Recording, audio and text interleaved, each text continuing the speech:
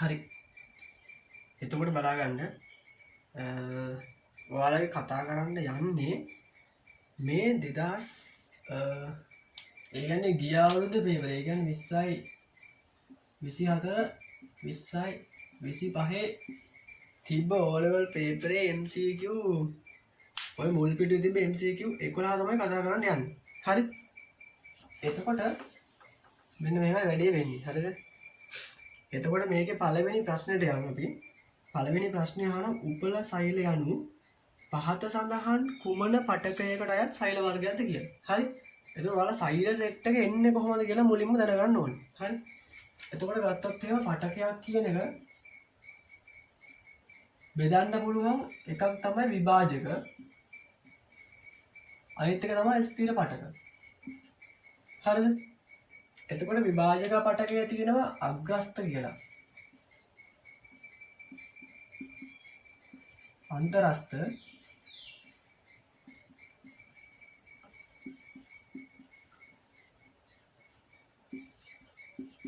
හරි. එතකොට මේ තමයි විභාජක පටකයේ බෙදෙන කොටස් තුන. ඊට පස්සේ අපිට පුළුවන් ස්ථිර පටකයේ කොටස් දෙකකට බෙදන්න. එකක් තමයි සරල ස්ථිර. අනිත් එක තමයි සංකීර්ණ ස්ථිර. හරි. සරල ස්ථිර පටකයයි සංකීර්ණ ස්ථිර පටකයයි. සරලකට එනවා මෘදුස්තර. ඊට ස්ථූල කෝණාස්තර.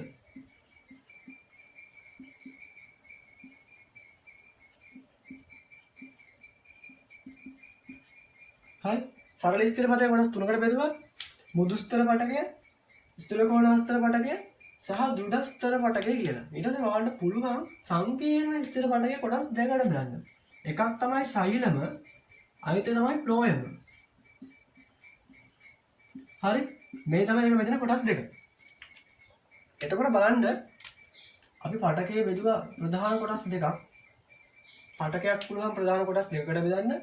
එකක් තමයි විභාජක පටකය, අනිත් එක තමයි ස්ථිර පටකය. හරි. විභාජක පටකයේ කොටස් තුනකට බෙදෙනවා. අග්‍රස්ත විභාජකය, අන්තරස්ත විභාජකය සහ පාර්ශ්වික විභාජකය කියලා. ඊට පස්සේ ඔයාලා ගත්ත ස්ථිර පටකයේ කොටස් දෙකකට බෙදන්න පුළුවන්. සරල ස්ථිර පටකයයි සංකීර්ණ ස්ථිර පටකයයි කියලා. හරි. සරල ස්ථිර පටකයේ කොටස් තුනයි. මෘදුස්තර පටකය, ස්ථූල කෝණාස්තර පටකය සහ දෘಢස්තර පටකය. ඊට පස්සේ සංකීර්ණ ස්ථිර පටකයේ කොටස් දෙකකට බෙදන්න පුළුවන්. ශෛලම සහ ප්ලෝයම කියලා. එතකොට මේකෙදි ඔයාලට ප්‍රශ්නේ අහලා තියෙන්නේ මෙන්න මෙහෙම දෙයක්. උපල සෛල වල භාසනහන් පටක අතරින් කුමල එකකට අයත් වෙන්නේ. උපල සෛලයේ අයත් වෙන්නේ මෙතන තියෙන සෙට් එකෙන් මොකටද කියලා තමයි අහලා තියෙන්නේ. හරි. උත්තර දීලා තියෙනවා විභාජක පටකය පළවෙනි එක. මෙන්න මේක උත්තරයකට දීලා තියෙනවා. ඊට ආයෙ දීලා තියෙන උත්තරයකට මෘදුස්තරයක දීලා තියෙනවා මෙන්න මේක. ඊට පස්සේ ස්ථූල කෝණාස්තර තියෙනවා, දෘಢස්තර තියෙනවා. හරි. ඔන්න ඔය හතරේ උත්තර හතර දීලා තියෙන්නේ. එතකොට බලන්න මෙන්න මේ සරල ස්ථිර පටකයේ තියෙන කොටස් තුනක් අරගෙන තමයි උත්තරේට දීලා තියෙන්නේ. ඊට පස්සේ කෙලින්ම විභාජක පටක කියන එක දීලා තියෙනවා. හරි. එතකොට උපල සෛලයක් කියන එක මොකේ තියෙනවද දැනගන්න ඕනේ. උපල සෛලයක් කියන එක තියෙන්නේ මෙන්න මේකේ. හරි. මේ දෘঢ়ස්තර පටකයේ කොටස් දෙකකට බෙදන්න පුළුවන්. එකක් තමයි උපල සෛල, අනිත් එක තමයි තන්තු. හරි. උපල සෛලයි තන්තුයි කියලා කොටස් දෙකකට දෘঢ়ස්තර පටකයේ බෙදන්න පුළුවන්. හරි. එතකොට උත්තරේ එන්නේ පළවෙනි එකට 4. එකට උත්තරේ 4. හරි.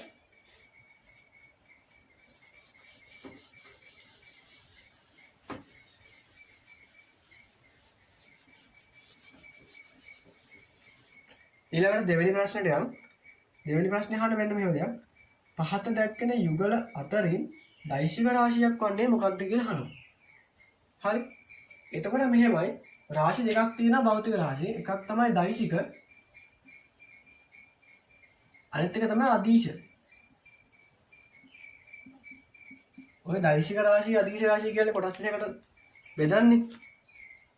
එතකොට ඔයාලා දැනගන්න ඕන දෛශිකයක් කියන්නේ මොකක්ද අදීශයක් කියන්නේ මොකක්ද කියන එක. හරි.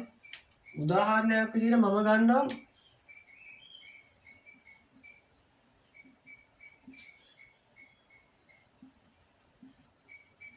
හරි ගුරුත්වයේ ත්වරණය. එහෙම නැත්නම් ඔයාලට කියන්න පුළුවන් එක බර කියලා. හරි. ගුරුත්වයේ ත්වරණය කියලා කියන්නේ ගුරුත්වාකර්ෂණය මගින් පොළොව දෙසේ ඇද ගන්නා බලයක්නේ. ඒක අපිට බර කියලා කියන්නත් පුළුවන්. ඒතකොට මේ බර කියන එක හැම වෙලාවෙම ක්‍රියා කරන්නේ මෙන්න මේ පල්ලෙහාට. ඒ කියන්නේ ගුරුත්වයේ ත්වරණය හැම වෙලාවෙම පල්ලෙහාට තමයි තියෙන්නේ. හරි ගහකින් ගෙඩියක් වැටෙනකොට ඒක වැටෙන්නේ පල්ලෙහාටනේ. ඒක වෙන්නේ ඇයි ගුරුත්වාකර්ෂණ බලය නිසා. ඒ ගුරුත්වාකර්ෂණ බලය හැම වෙලාවෙම තියෙන්නේ පොළොව දෙසට. හරි. ඒ කියන්නේ ගුරුත්වාකර්ෂණ බලයට නිශ්චිත දිශාවක් තියෙනවා. හරි. ඒ දිශාව තමයි පල්ලෙහාට. ඒතර අපි ගන්න 10ක් කියලානේ. ඔන්න ඕකනේ. එතකොට මේක තමයි ගුරුත්වයේ ත්වරණය. එතකොට ඒක පල්ලෙහාට තමයි තියෙන්නේ. 9.5 ගානක් තියෙන අපි සාමාන්‍යයෙන් ආසන්නයෙන් 10ක් කියලා තමයි ගන්න. හරි. එතකොට මේකට දිශාවක් තියෙනවා පල්ලෙහාට. ඒ කියන්නේ පහළ තමයි ඒක දිශාව. එතකොට මේක තමයි ඒක විශාලත්වය. හරි. 10 කියන්නේ ඒක විශාලත්වය. දිශාව පල්ලෙහාට තියෙනවා. හැබැයි නිශ්චිත දිශාවක් තියෙනවා. ඒ කියන්නේ ඒකට අදාළ වෙන දිශාවක් තියෙනවා අනිවාර්යෙන්. හදිස්සියෙන් හරි ඔයාලා මේ ගුරුත්වයේ ත්වරණය මෙහෙ උඩ පැත්තට නම් සලකන්නේ. ඒ කියන්නේ අහස දෙසට නම් ඒක අපිට ලියන්න වෙන්නේ ඍණ විදියට තමයි. හරි. බලන්න එතකොට වෙනසක් තියෙනවා. ඒ කියන්නේ මොකද්ද? පල්ලෙහාට තිබ්බොත් ධනාංගයක් උඩට වෙනකොට ඒක ඍණාංගයක්. මොකද මේ ගුරුත්වයේ ත්වරණය කියන එකට නිශ්චිත දිශාවක් තියෙනවා. ඒ කියන්නේ ඒක ක්‍රියා කරන නිශ්චිත දිශාවක් තියෙනවා. ඒ නිසා අපි හැම වෙලාවෙම මේක මයින්කොට ඒක දිශාව ගැන සැලකිලිමත් වෙන්න ඕනේ. අන්න ඒ වගේ විශාලත්වයක් එක්ක නිශ්චිත දිශාවක් තියෙන අයට අපි කියනවා දෛශික රාශියක් කියලා. හරි. එතකොට ඊළඟට ඔයාලා බලන්න ඕනේ අදීශ රාශියක් කියන්නේ මොකක්ද කියන එක. එතකොට ඒකට මෙන්න මේ වගේ එකක් ගන්න පුළුවන්. ඔයාලා ගන්න වේගය කියන එක. හරි. අපි වේගය කියන එක උදාහරණයකට ගන්නවා. එතකොට හිතන්න වාහනයක් තියෙනවා ගෙදර ඉඳන් ටවුන් එකට යන්න ඕනේ. හරිද? බයික් එකක් තියෙනවා යනවා පැයට කිලෝමීටර් 50ක වේගෙන්. හරි. එතකොට මේ 50ක වේගෙන් තමයි ඔයාලා යන්නේ ගෙදර ඉඳන් ටවුන් එක දිහාට. එතකොට ටවුන් එක තියෙනවා මේ හරියේ. ටවුන් එක තියෙනවා. ගෙදර ඉඳන් පැයට කිලෝමීටර් 50ක වේගෙන් ටවුන් එකට යනවා. එතකොට ඒක තමයි ඔයාලගේ වේගය. ඊට පස්සේ ඔයාලා මොකද කරන්නේ? ටවුන් එකට ගියාට පස්සේ ආපහු එහි ඉඳන් ගෙදරට එන්නත් එපා. ඒකත් එන්නේ පැයට කිලෝමීටර් 50ක වේගෙන්. එතකොට ඔයාලා මේ පැත්තට 50ක වේගෙන් ගියාට යනවා නම් මෙහෙට මෙහෙ ඉඳන් යනවා. ඒ කියන්නේ මේ දිශා දෙකක්නේ දැන්. මේ පැත්තයි මේ පැත්තයි කියන්නේ දිශා දෙකක්නේ. එතකොට මෙහෙ ඉඳන් 50ක වේගෙන් යනකොට මොකද වෙන්නේ? ඒ 50ක වේගෙන් 50ක වේගෙන් දිනනවා තියෙනවා. හැබැයි මොකද වෙන්නේ? ආපස්සට 50ක වේගෙන් එනකොට ඒක ඍණ 50ක් වෙනවද? නෑනේ. ඒත් 50මනේ. කොයි පැත්තට ගියත් මේ ඔයාලා වාහනේ අරන් මේ උඩ පහළ කොහේ ගියත් ඔයාලා යන්නේ පැයට කිලෝමීටර් ඔයාලා බයික් ඒ කියන්නේ මීටරේ වෙනනේ පැයට කිලෝමීටර් 50 නම් ඒක 50ම තමයි. ඒක දිශාව කොහෙට ගියත් ඒක යන මේ වේගයට අදාළත්වයක් වෙන්නේ නැහැ. එයාලා යන දිශාව මොකද්ද කියන එක. කොයි දිශාවට ගියත් ඒ වේගය තියෙනවා. ඒ මොකද්ද? ඒ කියන්නේ වේගය සඳහා නිශ්චිත දිශාවක් නැහැ. ඒ කියන්නේ කොහෙට ගියත් ඒ වේගයම තියෙනවා. අන්න ඒ වගේ වල තමයි කියන්නේ අදීශ රාශියක් කියලා. ඒ කියන්නේ මොකද්ද? භෞතික රාශියක් මොකක් හරි භෞතික රාශියක අගය ප්‍රකාශ කරනකොට ඒකෙදි විශාලත්වයක් පමණක්. ඒ කියන්නේ දිශාව ගන්නෙ නැතුව හරි දිශාව අදාළ කරගන්නේ නැතුව විශාලත්වයක් පමණක් ප්‍රකාශ කරනවා නම් ඒවට අපි කියන්නේ අදීශ රාශියක් කියලා. මෙන්න මේ වගේ. ඒ කියන්නේ කොහෙට ගියත් ඒ වේගෙම තමයි. හැබැයි මෙතනදී එහෙම නෙවෙයි. මොකද ගුරුත්වයේ ත්වරණය කියන එකට ගුරුත්වාකර්ෂණ බලය කියන එකට නිශ්චිත දිශාවක් හඳුන්වා දීලා තියෙනවා. ඒක හැම වෙලාවෙම ක්‍රියා කරන්නේ පල්ලෙහාට. ඒක වල උඩට නම් සලකන්නේ ඒක වලට සිද්ධ වෙන ඍණ විදිහට සලකන්න. හරි. එතකොට අදීශ රාශියක් කියලා කියන්නේ මෙන්න මේ වගේ එකට. ඒ කියන්නේ විශාලත්වයක් තියෙනවා. විශාලත්වය තමයි 50. හැබැයි දිශාව කොහෙට වුණත් විශාලත්වයේ ධන හා ඍණ අගය වෙනස් වෙන්නේ නැහැනේ. මෙන්න මේ වගේ ධන ඍණ අගයන් මාරු වෙනවා නම් ඔයාලා දිශාව ඒ කියන්නේ දිශාව මාරු කරනකොට ඒ වගේ එකක් තමයි අදෛශික රාශියක් කියලා කියන්නේ සාමාන්‍යයෙන්. හරි. එතකොට මේ වගේ එකකට අපි කියන්නේ අදීශ රාශියක් කියලා. එතකොට ප්‍රශ්නේ අහන්නේ දෛශික රාශිය යුගලක් තියෙන එක නම් මොකක්ද කියලා. එතකොට පළවෙනි එකේ තියෙනවා බලය සහ ස්කන්ධය කියලා. හරි. බලය කියන එක ඔයාලා දන්නවා. ඒ කියන්නේ බලය කියන එකට කොහොමද බලය කියන්නේ දෛශික රාශියක්ම තමයි. එතකොට ස්කන්ධය කියන එක ඔයාලා මොන පැත්තට සැලකුවත් ස්කන්ධයම තමයි. හරිද? ඒ කියන්නේ ඔයාලා මෙන්න මෙහෙම ඉඳන් බල කෙරුවත් 50ක් නම් එන්නේ. හරි. ඔයාලා කොයි පැත්තට ඉඳන් කිරුවත් ඒක 50ම තමයි. මොකද බර කියන එකට දිශාවක් අදාළ වෙන්නේ නැහැ. ඊළඟට දෙවෙනි එකේ තියෙනවා සම්පීඩනය සහ ත්වරණය කියලා. හරි. ඊට පස්සේ තුන්වෙනි එකේ තියෙන වේග සහ කාර්ය කියලා. වේගයට කොහොමත් අදිශ රාශියක්නේ. ඒතර ඒක ගන්න බෑ. ඊළඟට තියෙනවා ප්‍රවේගය සහ විස්ථාපනය කියලා.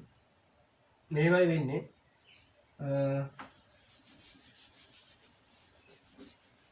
දුර සහ විස්ථාපනය කියන එක ගැන පොඩ්ඩක් කියන්න. දුර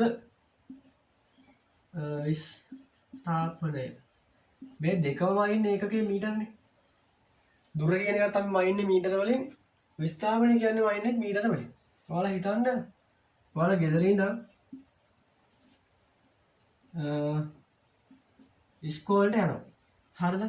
හිතන්න තියෙන කිලෝමීටරය කියලා. ඉතින් දැන් ඉස්කෝලේට යන කිලෝමීටරය තියෙන්නේ. හරි. ඒතකොට මේ මැද හරියක් වෙනකොට හරියටම කිලෝමීටර භාගයයිනේ. ඒ කියන්නේ 500ක් මීටර. මේ මැද හරිය වෙනකොට. හරි.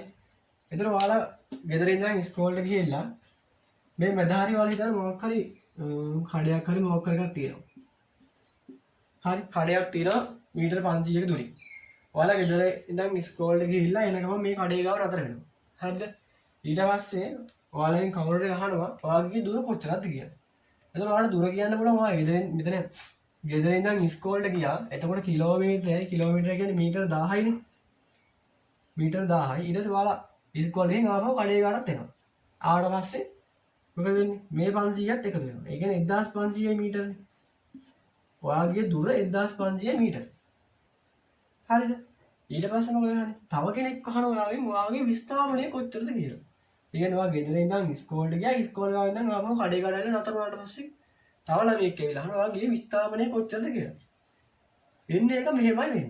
විස්ථාපනය කියලා කියන්නේ දෛශික රාශිය. හරිද? විස්ථාපනය කියලා කියන්නේ දෛශික රාශියක්. එතකොට විස්ථාපනය මයින්කොට අනිවාර්යයෙන්ම ඔයාලා දිශාවක් සලකන්න ඕනේ. හරිද? එතකොට විස්ථාපනයේ දිශාවක් සලකන ඉඳලා ඔයාලා මෙන්න මේ පැත්තට තියෙන දිශාව ධන විදියට සැලකුවොත් එහෙම ආපස්සට එන දිශාව ඍණ විදියට සලකන්න ඕනේ. හරි? එතකොට ගෙදර ඉඳන් ඉස්කෝලේට යනවා මීටර 1000ක්. ඊට ආපහු මෙතන කඩේ ගාවට එනවා මීටර 500ක්. එතකොට මොකද වෙන්නේ? හරි 1000ක් ගියා ඉස්කෝලේට. හරි ඒක ධන විදියටනේ තියෙන්නේ. මොකද මේ පැත්තට ධන කියලා සැලකුවේ. ඊට පස්සේ මොකද වෙන්නේ? මෙහෙට 500ක් එනවා. එතකොට ඒක ඍණ විදියටයි තියෙන්නේ. එතකොට ඍණ විදියට තියෙන ඔයාලගේ මුළු විස්ථාපනය වෙනවා මීටර් 500යි. හරි ඔයාගේ මුළු විස්ථාපනය මීටර් 500යි. ඔයා ගෙදර ඉඳන් ඉස්කෝලේට ගිහිල්ලා ඉස්කෝලෙන් ආපහු ගෙදරට ආවත් මොකද වෙන්නේ? ඔයාගේ විස්ථාපනය බිඳුවයි. හරිද? ඒ කියන්නේ විස්ථාපනයක් වෙලා නැහැ. හරි? යම් කිසි කෙනෙක් ඒ කියන්නේ ආරම්භක තැන ඉඳන් වෙන තැනකට ගිහිල්ලා නැවතත් ආරම්භක ස්ථානයටම එනවනම් එයාගේ විස්ථාපනය බිඳුවක් වෙනවා. හරි? හැබැයි දුර කියන එක දෛශික රාශියක් නිසා දුර කියන එක කොහෙට ගියත් එකතු වෙලා තමයි යන්නේ. හරි? මෙතනින් ආරම්භ කරලා ඉස්කෝලේට ගිහින් ආපහු ගෙදරට ආවන් පස්සේ ඔයාගේ දුර කිලෝමීටර් 2යි. හරි? ඒ කියන්නේ මීටර් 2000ක් ගිහිලා දෙනවා. නමුත් විස්ථාපනය මොකද වෙන්නේ? ඒ වෙද්දි බිඳුවක් වෙලා තියෙනවා. අන්න ඕක තමයි විස්ථාපනයේ දුරේ අතර තියෙන වෙනස. හරි?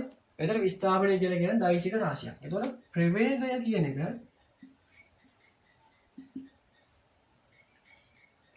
හරි ප්‍රවේගය කියලා කියන්නේ විස්ථාපනය වෙනස් වීමේ ශීඝ්‍රතාවයට. හරිද? විස්ථාපනය වෙනස් වීමේ ශීඝ්‍රතාවයක් තමයි අපි ප්‍රවේගයක් කියලා කියන්නේ. ප්‍රවේගය කියලා කියන්නේ විස්ථාපන වෙනස් වීමේ ශීඝ්‍රතාවය. හරි? ඒ කියන්නේ විස්ථාපන අපි ගත්තනේ කෙලින්ම මේ දෛශිකයක් කියලා. එතන ප්‍රවේගය කියන එකත් දෛශිකයක් වෙන්න ඕනේ නේ. හරි? එතන ප්‍රවේගය කියන එකයි විස්ථාපනය කියන එක දෙකම දෛශිකයක්. එතකොට දෙවෙනි එකට උත්තරේ විදියට ඔයාලට ගන්න වෙන්නේ 4 වෙනි එක. හරි? ඊළඟට යන තුන්වෙනි ප්‍රශ්නෙට හරිද මේ කියන්නේ කාන්දර උෂ්ණත්වයේදී නිසංග අර්ධ සන්නායකයක් ලෙස ක්‍රියා කරන මූලද්‍රව්‍ය වන්නේ කුමක්ද කියලා අහනවා. එතකොට මේකෙදි මේ يعني තර්ක කරන්න උත්තරයක් නැහැ. හැබැයි තුන්වෙනි එක තමයි උත්තරේ විදිහට ගන්නම් වෙන්නේ. හරිද? ඒ කියන්නේ අර වෙන මේක SI සිලිකන් කියන එක එතකොට මෙහෙමයි වෙන්නේ වැඩි. හරි. නිසර්ග අර්ධ සන්නායක විදිහට ක්‍රියා කරන මුල් ද්‍රව්‍ය තියෙන දෙකයි ළමයි. හරිද? එතකොට නිසර්ග අර්ධ සන්නායක විදිහට ක්‍රියා කරන මුල් ද්‍රව්‍ය තියෙන සිලිකන් එකයි ජර්මේනියම් එක. හරිද? ඒක පොතේ තියෙනවා. හරිද? ඒක තර්ක කරලා ගන්න දෙයක් නෑ. ඒ දෙක වල දැනන් ඉන්න ඕනේ. මොකද අනිත් ඒවාත් එක්ක මේක තර්ක කරන්න බෑනේ. එතකොට මේ සිලිකන් එකයි ජර්මේනියම් එකයි තමයි ගන්නෙ. එතකොට ඒක තියෙන්නේ 4 වෙනි කාණ්ඩේ. හරිද? 4 වෙනි කාණ්ඩේ මුල් ද්‍රව්‍යයක් එක. මේ දෙක ඔයාලට කියන්නේ ආවර්ත වගුලියදී මේ දෙක සෙට් වෙනවා. හරිද? එතකොට මේක දෙක තියෙන එකම කාණ්ඩේ. හරි? ආවර්ත නම් දෙකක තියෙන්නේ. හරි ආවර්ත දෙකක තියෙන්නේ ආවර්තයේ ගත්තොත් එකක් තියෙන්නේ. හරි ආවර්ත දෙකක තියෙන්නේ. ඊට පස්සේ සිලිකන් සෙට් වලට ජර්මේනියම් එක සෙට් වෙන්නේ නැහැ ඔයාලට. මොකද ඔයාලට පොටෑසියම් කැල්සියම් දක්වා විතර ලියන් තියෙන්නේ. ඒතකොට කැල්සියම් වලට එහා මේක අහුවෙන්නේ. එතකොට ජර්මේනියම් එක පළවෙනි මූල ද්‍රව්‍ය විශ්ලේෂණය හම්බෙන්නේ නැහැ. සිලිකන් එක පළවෙනි මූල ද්‍රව්‍ය විශ්ලේෂණය සෙට් වෙනවා. හරි? එතකොට ඒක මතක තියාගන්න ඕනේ. හරි? එතකොට තුන්වෙනි උත්තරේ 3 ගන්න වෙන්නේ. හතරවෙනි ප්‍රශ්නේ ඒකේ අහනවා සිංක්, සෝඩියම් සහ සිල්වර් කියන මූල ද්‍රව්‍ය වල සංකේත පිළිවෙලින් අහනවා. අන්න ඕන දැනන් ඉන්න වෙනවා. හරිද? පළවෙනි එක තියෙන සිංක්. මේක තමයි සිංක් එක ලියන එක. ඊට පස්සේ තියෙනවා සෝඩියම්. ඊට පස්සේ කීයේදී අහන්නේ සිල්වර් Ag. හරි. ඔන්න ඔය තුන පිළිවෙලට තියෙන උත්තරේ තමයි අහන්නේ. Sync, sodium, silver. එතකොට ඔකටත් ගන්න වෙන උත්තරේ 4ට 3.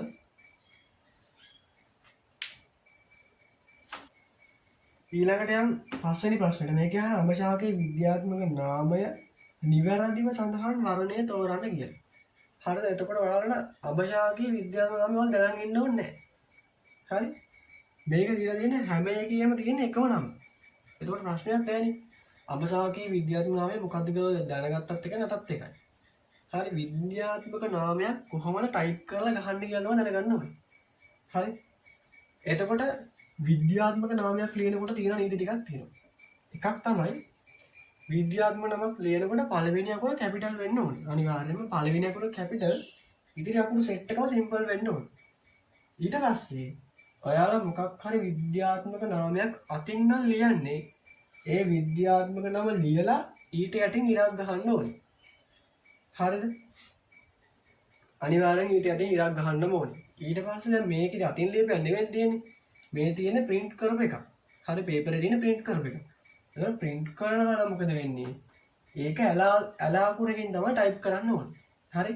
එතකොට බලන්න මේ කියපු set එක මේ මොකෙද තියෙන්නේ? පළවෙනි උත්තරේට යන්න පළවෙනි උත්තරේ බලන්න කෙලින්ම අයින් කරන්න පුළුවන් ඇල අකුර නෙවෙයි ඒක තියෙන්නේ. හරි?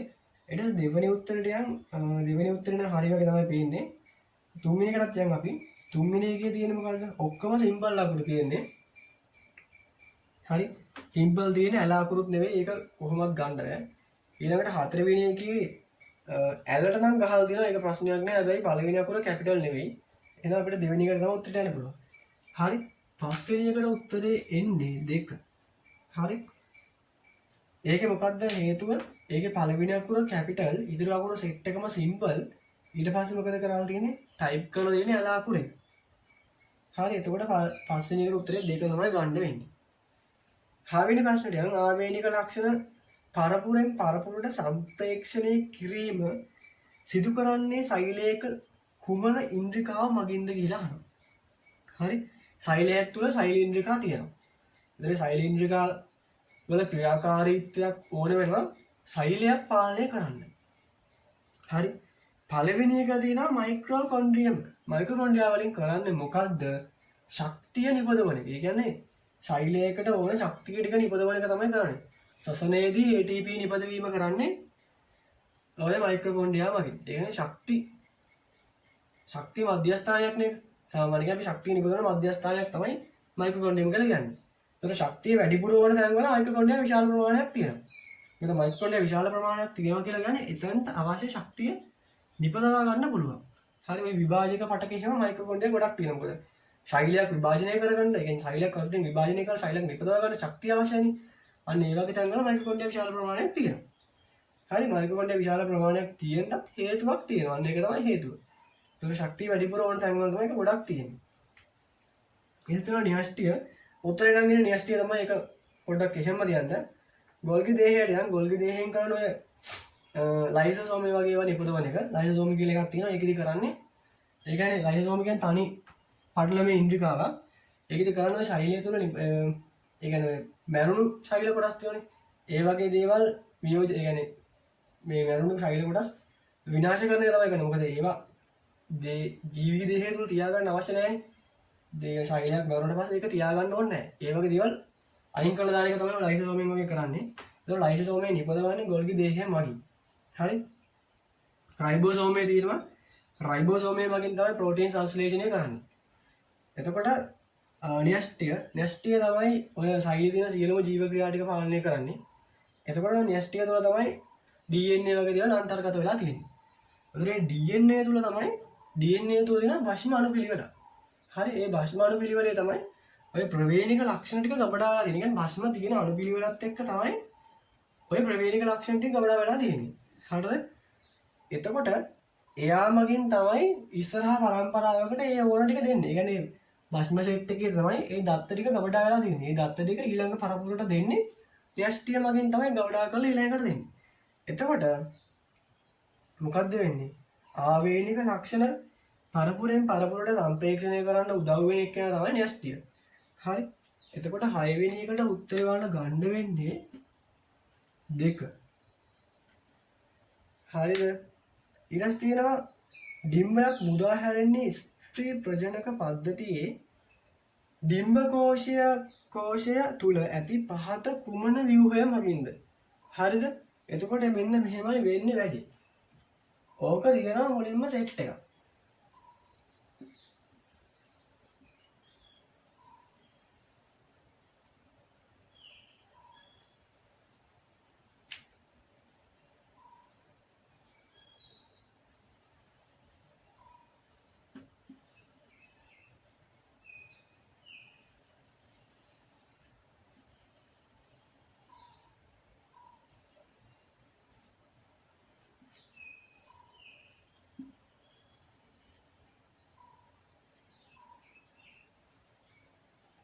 හරි ඔන්න ඔය චක්‍රය එන්නේ. එතකොට මෙන්න මේ අතර තමයි යන්නේ දවස් 14.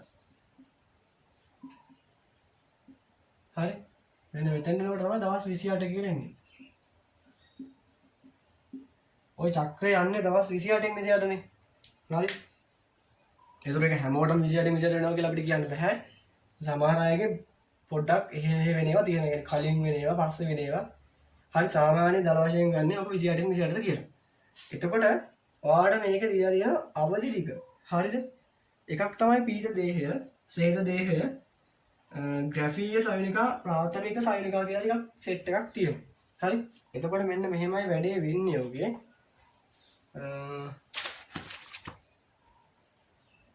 මෙහෙම තියෙනවා. හරිද? මේ මුලින්ම තියෙන එක තමයි ප්‍රාථමික කියලා කියන්නේ. හරි මුලින්ම තියෙන එක තමයි ප්‍රාථමික කියලා කියන්නේ. ඊට පස්සේ හවෙන එක තමයි ද්විතීය. ඊට සමග ද්විතීය. ඊට පස්සේ තියෙනවා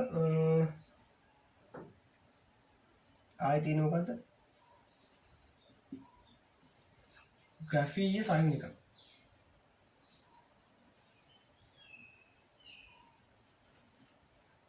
අතන ග්‍රැෆීය සයනික. ඊට පස්සේ එනවා ඊට පස්සේ තියෙන පීත දේහය.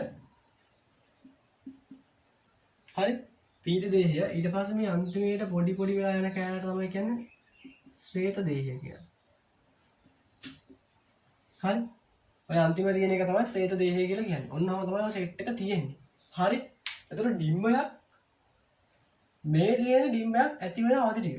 හරිද? ඊට පස්සේ මේ තියෙන්නේ ඩිම්බ කෝෂ වලින් ඩිම්බය මුදාහරන අවස්ථාව. හරි එතකොට මේ තියෙන මුදාහරන අවස්ථාව. මෙතන මුදාහැරියට පස්සේ මොකද වෙන්නේ? ආයේ මේකෙන් වැඩක් වෙන්නේ නැහැ. ඊට පස්සේ මේක මොකද වෙන්නේ? හැකිලා මොකද වෙන්නේ? අන්තිමට දවස් 28ක් වෙද්දි මේක දේහයෙන් ඉවත් වෙලා යනවා. හරි දවස් 14 වෙනි තමයි මෙන්න මෙතනදී එන්නේ. මුදාහරින්න මෙන්න මේ අවස්ථාව. හරි? එතන ඒක හොඳට මතක තියාගන්න. එතකොට මේකට උත්තරය ගන්න වෙන්නේ මෙන්න මේක තුන්වෙනි එක තමයි උත්තරය ගන්න වෙන්නේ.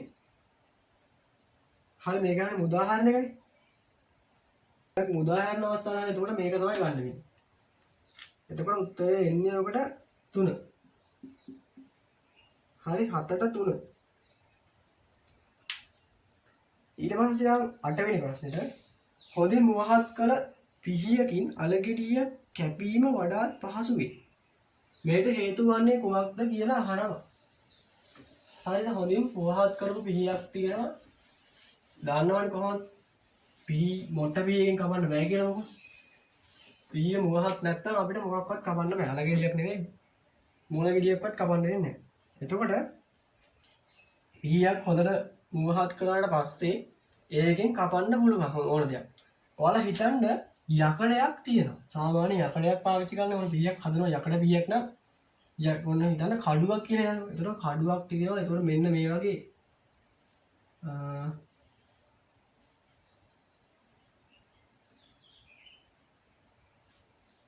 මේක වල ඉතන ඝනකම වෙන්න වෙච්චයි. හරිද? මේ තමයි ඝනකම් පැත්ත. හරි? ඝනකම් පැත්ත උනෝ. ඒ කියන්නේ මෙන්න මේක නම් කඩුව මෙන්න මේ පැත්තෙන් අපි කපන්නේ. එතකොට මෙන්න මේ පැත්ත තමයි මේ ඇඳලා තියෙන්නේ. හරි? එතකොට මේක ඝනකම. ඔයාලා පිහිය මුවහත් කරන මොකද වෙන්නේ? මෙන්න මේකේ තියෙන ඒ කියන්නේ මේකේ තියෙන ඝනකම අඩු වෙනවනේ. හරි? මේකේ තියෙන මෙන්න මේ පැත්ත අඩු වෙනවා. හරි? මේකේ තියෙන මෙන්න මේ පැත්ත මොකද වෙන්නේ? හීනි වෙනවනේ පොඩ. මුවහත් කරන වෙන්නේ මොකද? මෙන්න මේ කෑල්ල හීනි වෙලා යන්නේ. හරි? ඒක තමයි ප්‍රායෝගිකව වෙන්නදී. හරි? මේක මුවහත් කරන මෙන්න මේ කෑල්ල හීනි වෙලා යනවා. එතකොට මේක අහන ප්‍රශ්න ටික බලන්න. වැඩි බලයක් යෙදීමට හැකියවීම. ඊට පස්සේ දෙවෙනි එකේදී කියනවා වැඩි පීඩනයක් යෙදීමට හැකියවීම කියලා කියනවා. අලගෙඩිය සහ පිහිය අතර ඝර්ෂණය අඩුවීම. මුවහත් කිරීමේදී පිහියේ බල අඩුවීම. හරි? මේකනේ මෙහෙමයි. මම මෙතනදී පීඩනයක් සහ බලයක් තියෙනවා කියලා මේ ප්‍රශ්නේදී හිතුවේ. මේකේ කියලා තියෙන උත්තරත් එක්ක. නැත්තම් මටත් හිතා ගන්න බෑ මොකක්ද තියෙන්නේ කියලා. හරිද? මම පිහියක් මුවහත් කරාම පස්සේ මොකක්ද? කැපෙන එකත් වැඩි වෙනවනේ. හරි? මුවහත් කරපුවම කැපෙන එකත් වැඩි වෙනවා කොහොමද? එතකොට උත්තර සෙට් එක බලලා බලන්න පුළුවන් මේකෙන් මොකක් ගැනද අහන්නේ කියලා බලන්න වෙන්නේ. එතකොට ඔයාලට පුළුවන් පීඩනය ලියන්න බලයේ විදීම වර්ගඵලය කියලා. හරි?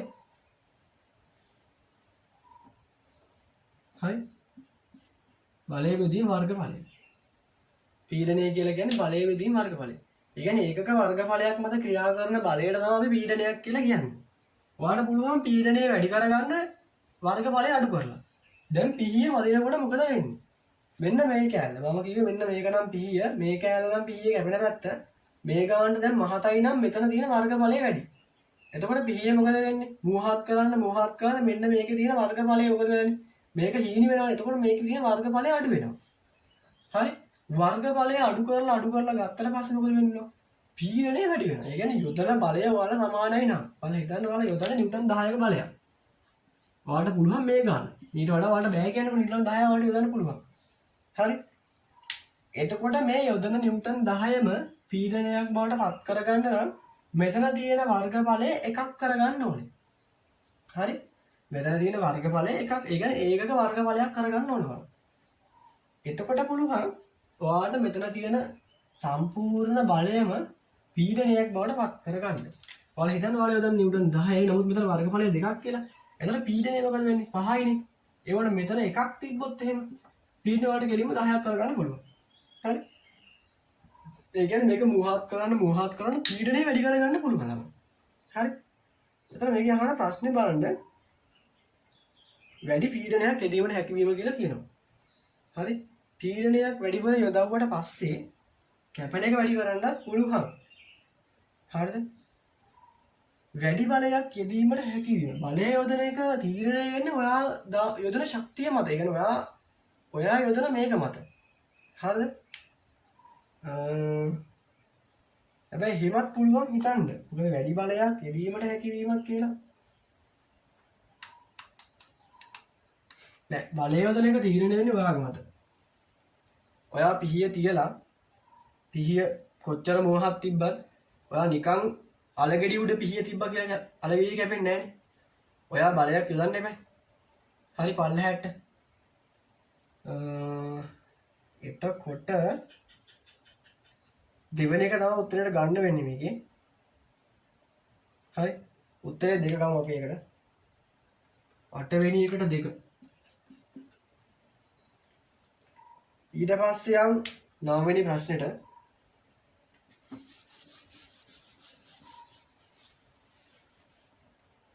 හරි 9 වෙනි ප්‍රශ්නේ අහන්නේ මෙහෙමයි. x කියලා මූලද්‍රව්‍යයක් ඔක්සිජන් එක්ක සාධන සංයෝගයක් දීලා තියෙනවා XO කියලා. y කියලා මූලද්‍රව්‍යයක් තියෙන එක සෝඩියම් එක්ක සාධන සංයෝගයේ සූත්‍රය දීලා තියෙනවා NaY කියලා. x සහ y අතර සංයෝගයක් හැදුනට පස්සේ ඒ සංයෝගයේ සූත්‍රය මොකක්ද කියලා අහනවා. හරි. එතකොට මෙහෙමයි. x කියලා මූලද්‍රව්‍යකුත් තියෙනවා y කියලා මූලද්‍රව්‍යකුත් තියෙනවා. x කියන එක ඔක්සිජන් එක්ක එකතු වුණාට පස්සේ XO කියන එක හැදෙනවා. හරි. XO කියන එක හැදෙනවා. Y කියන එක සෝඩියම් එක්ක හදනවා NaY කියලා. NaY කියලා හදනවා. ආන්නේ මෙන්න මෙහෙමයි සූත්‍රයක් හැදෙන්නේ. ඒ කියන්නේ ධන ආයනයක් තියෙනවනේ. ඒ කියන්නේ ඉලෙක්ට්‍රෝන පිට කරලා ධන ආරෝපණයක් ගන්න එක්කෙනා ඉන්නවනේ. එයාව තමයි අපි මුලින්ම ලියන්න ඕනේ.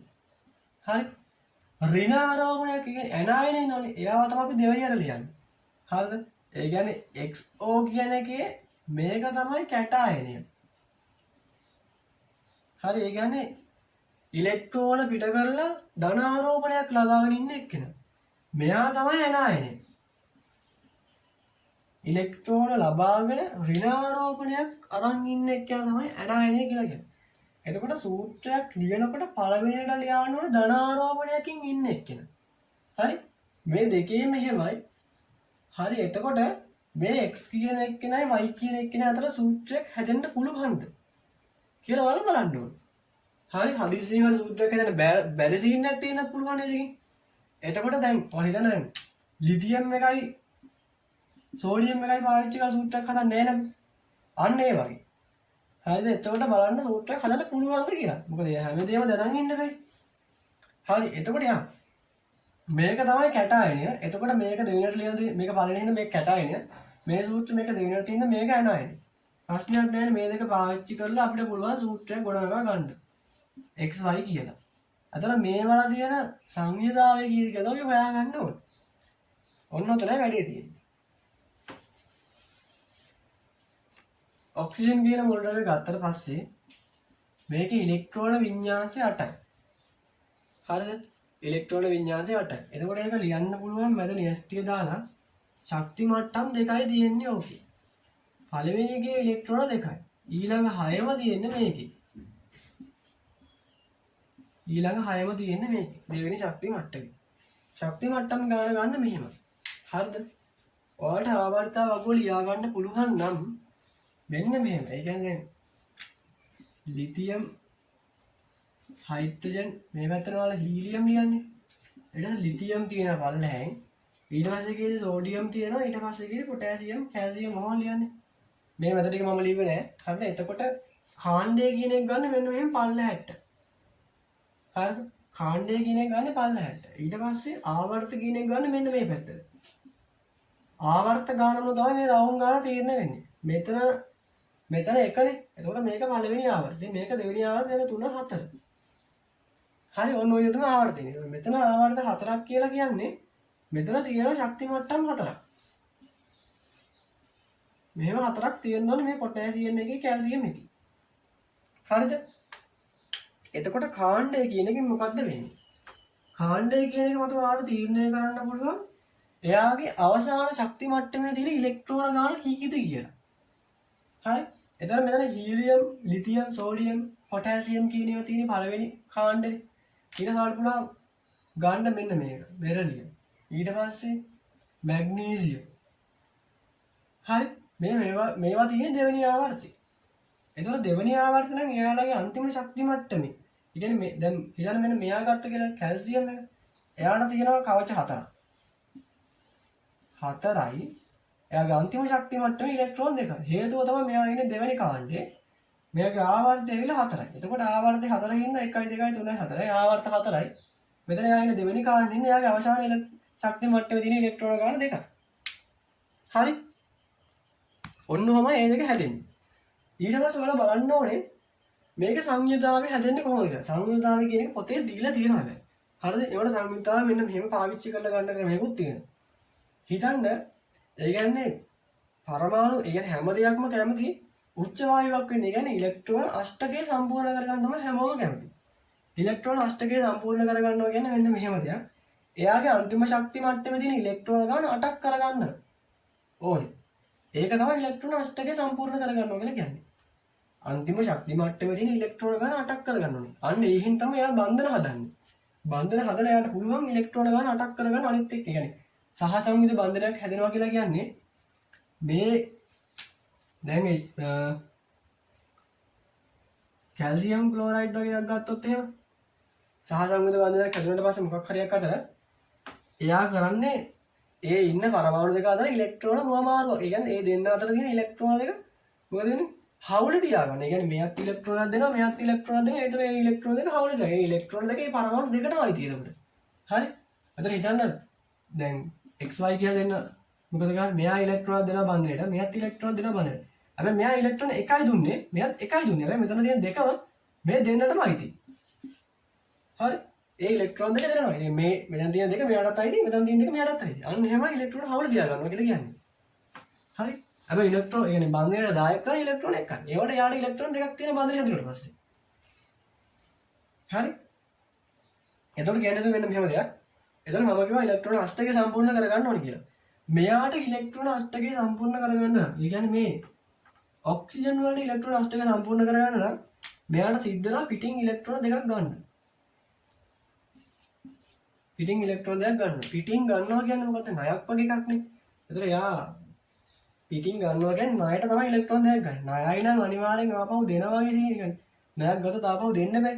එතන මොකද වෙන්නේ? ඒක ඍණ විදිහට අපි ලියන්නේ. එතන මෙයාගේ සංයුතිතාවය දෙකයි. හරි මොකද එයා පිටින් ඉලෙක්ට්‍රෝන දෙකක් අරගෙන තමයි ඉලෙක්ට්‍රෝන අෂ්ටකය සම්පූර්ණ කරගෙන තියෙන්නේ. හරි? එතන මෙයාගේ සංයුතිතාව අපිට පුළුවන් දෙකක් කියලා ලියන්න.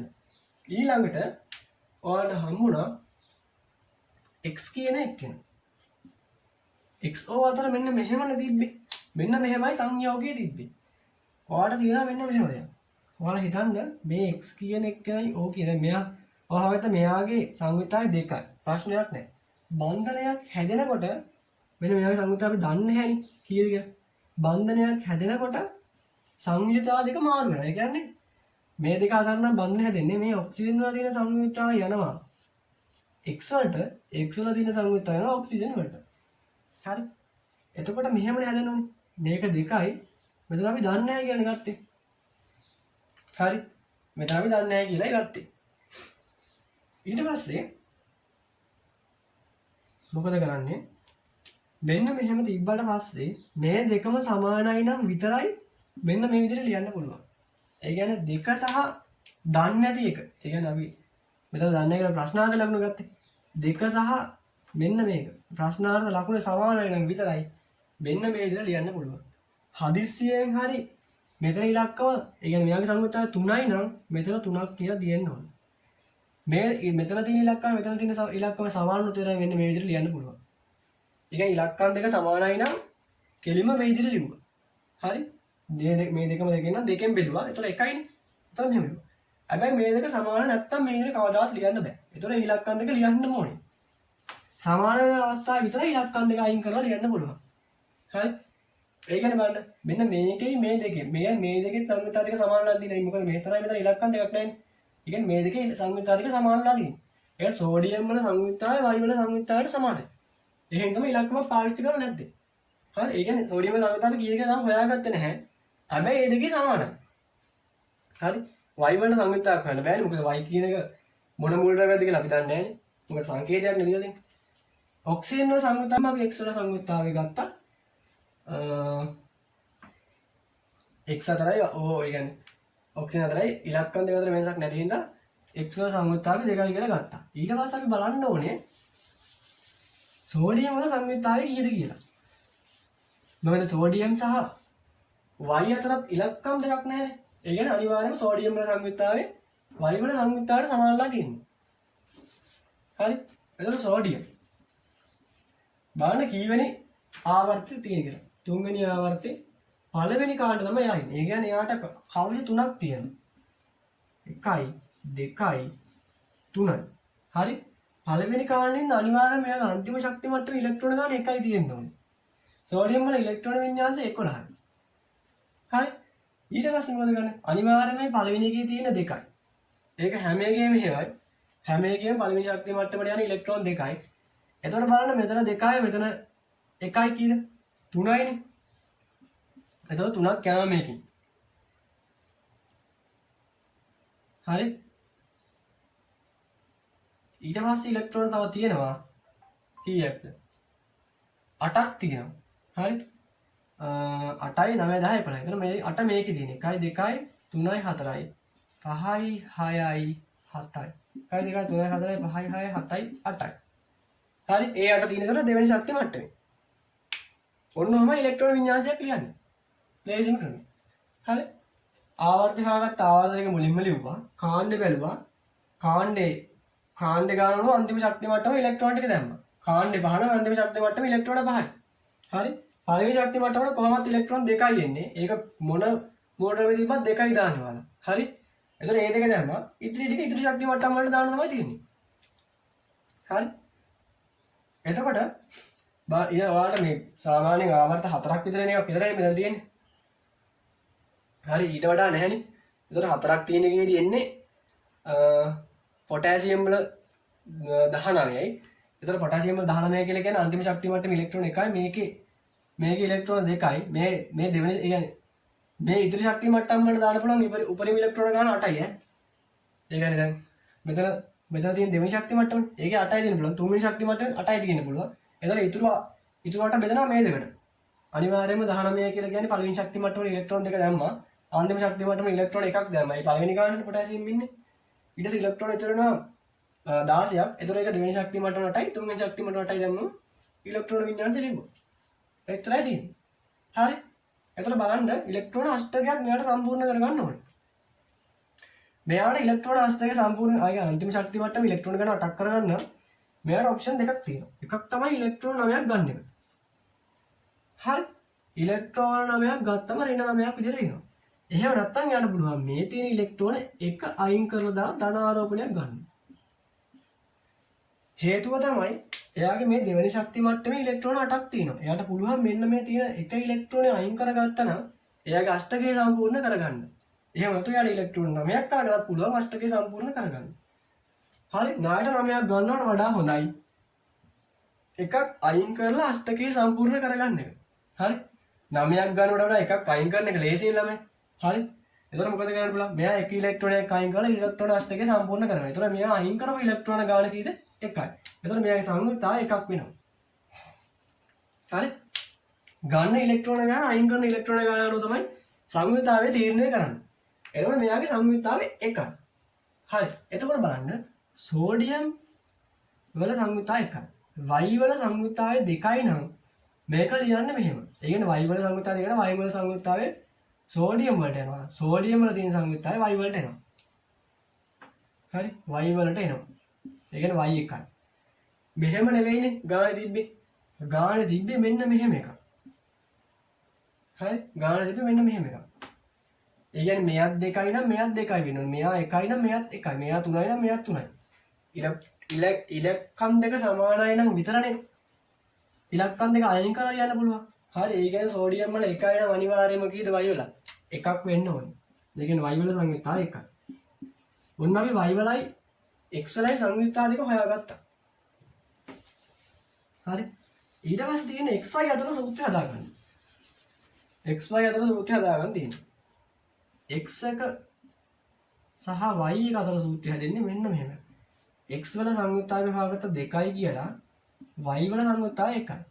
එතකොට සූත්‍රය හැදෙනකොට ඒ කියන්නේ මේ දෙන්න එකතු වෙලා සංයෝගය හැදෙනකොට මොකද මේ Y වල තියෙන සංයුක්තාවය යනවා X වලට, X වල තියෙන සංයුක්තාවය යනවා Y වලට. ඒතර මේක ලියන්නේ මෙන්න මෙහෙම. X ලියන්න පුළුවන් කොහොම? මොකද මෙතන එකයි තියෙන. ඒ එක අපි මේ සූත්‍රෙදි පාවිච්චි කරන්නේ නැහැ. හැබැයි Y වල තියෙන දෙක අපි මෙහෙම ලියන්න ඕනේ. හරි. හදිසියෙන් හරි මේ දෙකේම තියෙන සංයුක්තා දෙක සමානව තිබුණා මෙහෙම එන්නේ නැහැ. එහෙනම් නිකම්ම XY එකක් එන්නේ. හරිද? එතකොට මෙන්න මෙහෙම තමයි ඒක ලියන්නේ. එතකොට බලන්න ඒක තියෙන්නේ කොහෙද කියලා. තියෙනවා තුන්වෙනි උත්තරේ. ඒ කියන්නේ 9 වෙන 3. හරි 9ට උත්තරේ 3 එන්නේ. හරි අනිවාර්යයෙන් මේක තමයි දැන් කැට අයනේ. මොකද මේක නිසා තිබේ කැට අයනේ ඇන අයනේ. ඒ දෙකෙන් ඒ සූත්‍රයක් හදන්න පුළුවන්.